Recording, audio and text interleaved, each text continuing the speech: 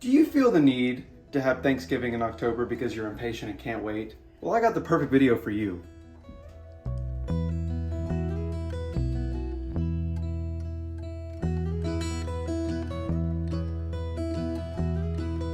Hey y'all, welcome back to today's video. We are getting ready to cook a mini Thanksgiving.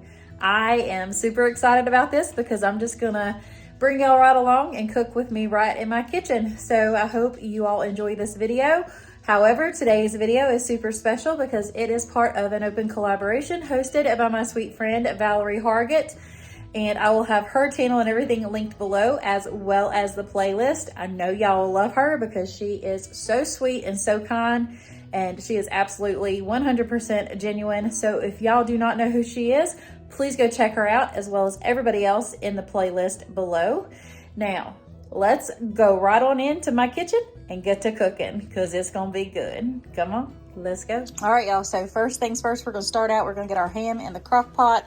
I just have a spiral cut ham right here. And we're going to add some pineapple, some maraschino cherries, and a little bit of Coca-Cola.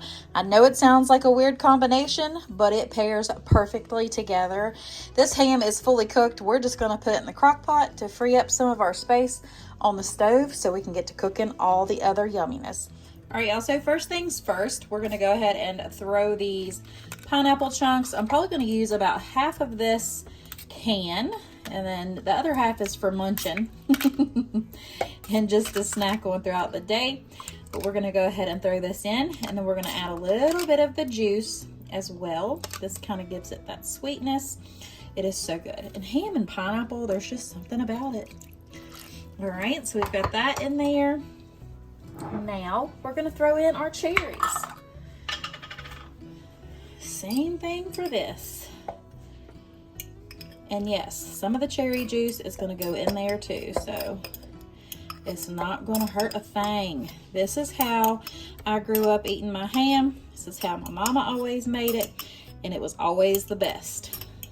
Mama's always cooked the best, in my opinion. Mama and mamas make the best food ever. Now for our final ingredient is the Coca-Cola. We're just going to go ahead and pour that right on over top. We're probably going to use about a cup to a cup and a half of Coca-Cola. Couldn't get any easier than this. Now I have made this in the oven before, and I'll see if I can link that video below because I've shared it on here too. But we're literally just going to put our lids on it, set it to low, and this is going to cook until all of our other food's done. It's 12:30 now. We're going to let this cook till about 5:30, and then we're going to have supper. Okay, so moving right along, we're going to go ahead and get our turkey breast into the oven. But first, we're going to go ahead and inject it with this Creole style butter. This is how I always make my turkey, and it's the best way. My family absolutely loves it. So let's go ahead and get this put together. All right, y'all, so we got our turkey breast in here. We're gonna go ahead and inject it with this Creole butter. Then we're gonna season it with some Badia Complete, Nature's seasoning, and of course some smoked paprika. Those are gonna be the three that's gonna go on top of it. But let's go ahead and get this amazing injectable seasoning into this turkey breast.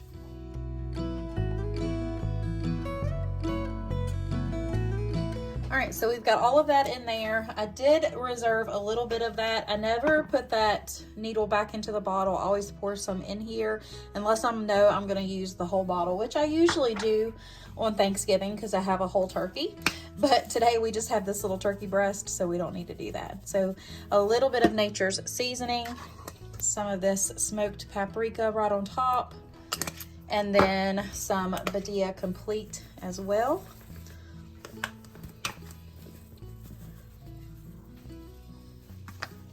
And then we're going to take the rest of this Creole butter and we're just going to pour it right around the side of it and over the top a little bit. And then this is going to have this lid put on it, and then we'll get it put right into the oven. All right, y'all, so moving right along on to our next dish that we are cooking. We're going to make my buttermilk 4-cheese mac and cheese. So I've got our noodles cooked. You'll need some Monterey Jack cheese shredded, some extra sharp cheddar cheese that's shredded. You'll also need some Gouda, Havarti. You'll need a little bit of sour cream. This is 8 ounces. We'll probably use about half of that. You'll need some minced garlic and, of course, the buttermilk. This I have to eyeball, so it's either a half a cup to a cup. You just kind of have to look at your consistency when you get there. And then we're going to use some onion powder, garlic powder, and Badia Complete to season this on up with. So let's get it put together. So in with our noodles, we're going to go ahead and give that a season with some Badia Complete, the garlic powder, and onion powder. Just season to your taste, however much or however little you want.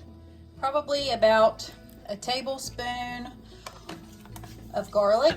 Y'all know I love my garlic over here. Now we're just gonna give that a stir, just so we can make sure that all those seasonings are mixed well and that garlic gets throughout here and it kind of starts to soak into those noodles. It smells so good already. Next goes about half of that container, which is about 4 ounces sour cream. I've got about 2 cups of noodles in here as well. Then we're going to pour in our buttermilk. We're going to start with that much first. We'll give that a stir together and see where we're at. So a little bit more buttermilk. And now we're going to go ahead, once this is stirred, you can see there's not much liquid sitting at the bottom, but you need enough in there just to make sure it's not dry. So now we're going to add about 3/4 of all this cheese in there. Then we're going to save the rest of it for the top. So I have about a cup left for the top of it. The slices of cheese will kind of like go in as a layer. Let me just put it that way. I forgot, but you're also going to need some black pepper as well. Now we're going to go ahead and get this stirred and get this mac and cheese put together. All right, so I have our casserole dish sprayed. We're going to start by putting half of this in the bottom. Kind of spread that around. And then we're going to put our Havarti and our Gouda on top. All right, first we're going to start by layering the Havarti and the Gouda, kind of like interchanging them. Just like that. All right, so we got our layer of cheeses there. We're just going to take the rest of it, and then you want to make sure you scrape that bowl clean and get all that cheese and that goodness out of that bowl. Then we're just going to take this layer and put it right on top. You gotta love cheese to love this mac and cheese, that's for sure. Now, if you want to try it with, just a couple of cheeses, you go right on ahead, but I love it this way. And now you're going to take that remaining cheese, kind of mix it together a little bit, and put that right on top. This is going to go into a 350-degree oven for about 25 to 35 minutes, just until everything is nice golden brown and bubbly.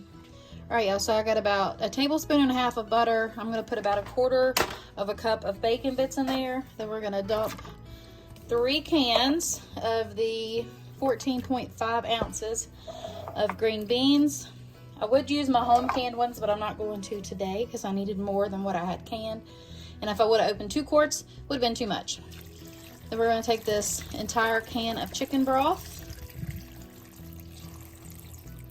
And I'm going to get me some onion. Hang on just a second. I'm going to use some dehydrated onions. And of course, some Badia Complete garlic powder and onion powder.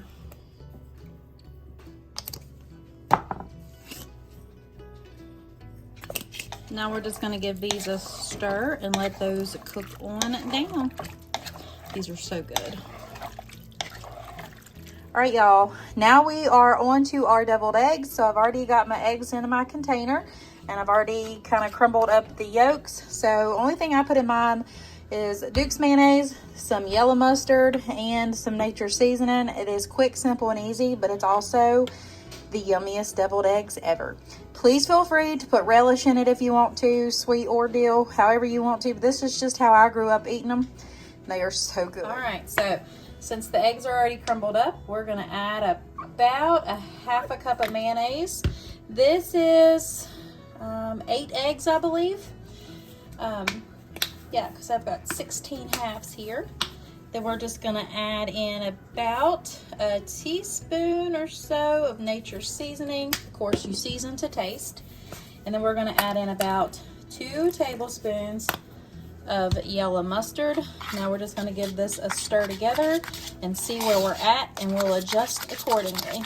I like mine pretty creamy, but not running.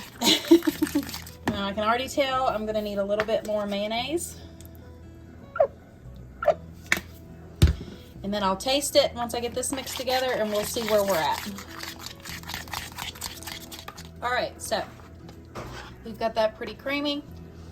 We don't need any more mustard or no more seasoning, so I'm gonna get my little Ziploc bag in here. Then we'll start filling the eggs. All right, so we got our eggs in here. We're just gonna go ahead and snip this little corner off, and we'll start filling them up.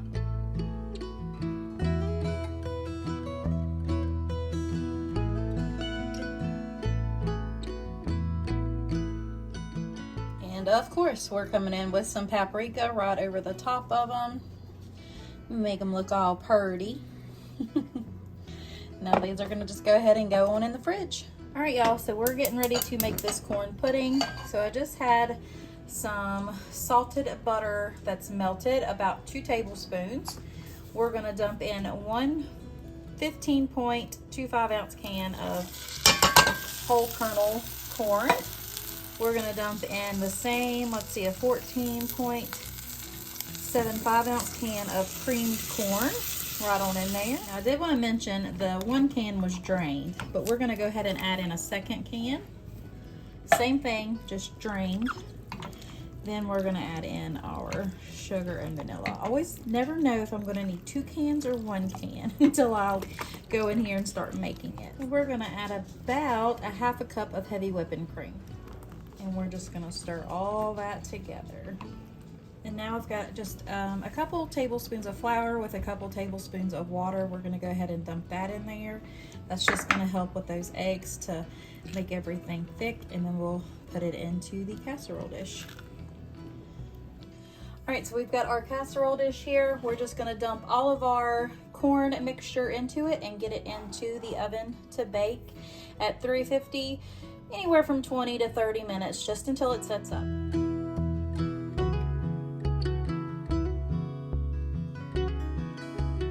All right, y'all, so I'm getting ready to share my famous white pumpkin pie with you all. So starting back here, I've got 2 cups of freshly pureed, just oven roasted some white pumpkins, and then I pureed them. So I got 2 cups of that. You'll need about 1 to 2 teaspoons of pumpkin pie spice. You'll need a 12-ounce can of evaporated milk and about 1.5 teaspoons to 2 teaspoons of vanilla. You'll need a 1/2 cup of white sugar, a 1/2 cup of light brown sugar, and a 1/4 cup of flour. You'll also need some nutmeg to sprinkle on top of each pie. You'll need 2 eggs and a stick of butter. And of course, I've got 2 deep dish pie crusts right here. So we're gonna go ahead and get this all mixed up and get into the oven. Okay, so we're gonna put our pumpkin in the bowl first. Make sure you get all of it out because you're gonna need it. You don't want to waste it.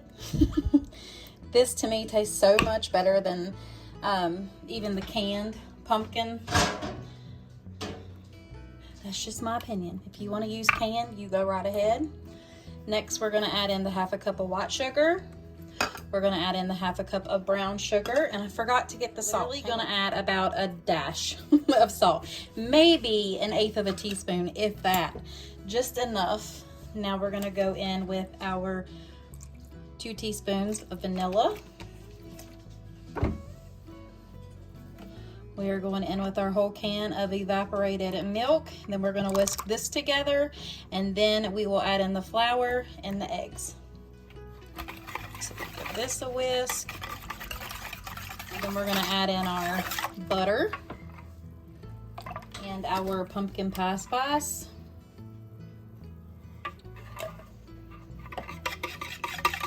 Give that another stir. Now with that measuring cup I used, it was probably more of like 2.5 cups of pumpkin, which is just fine. It's not gonna hurt a thing. We're gonna go ahead and whisk those eggs in there, then add in the flour. And this is gonna be ready to pour into the pie shells. Now I do a little bit at a time because I don't like getting lumps in there. But you do it however you want to do it.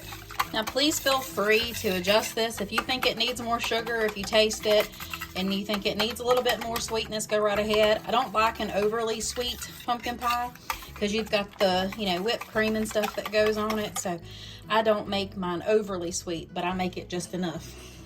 All right, so you see how it kind of coats the spoon. That's exactly what you want.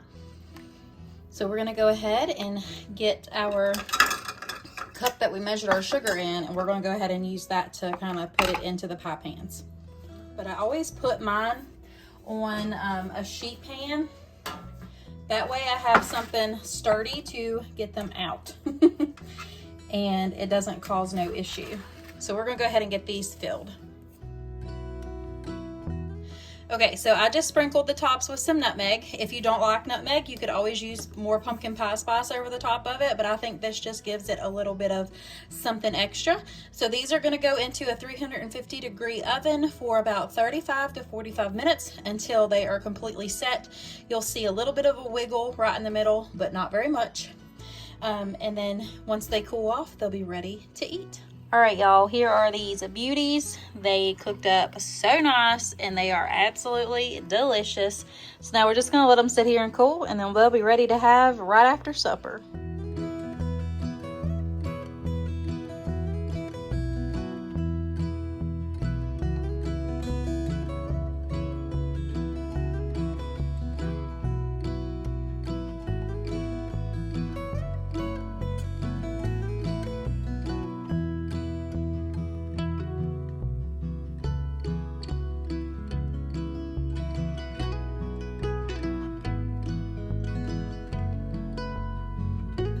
All right, y'all, that is going to finish up today's video. I really and truly hope you enjoyed it and you got some new things, or maybe some new to you things to cook for this year's holidays, Thanksgiving, Christmas, whatever you all celebrate, wherever you're at.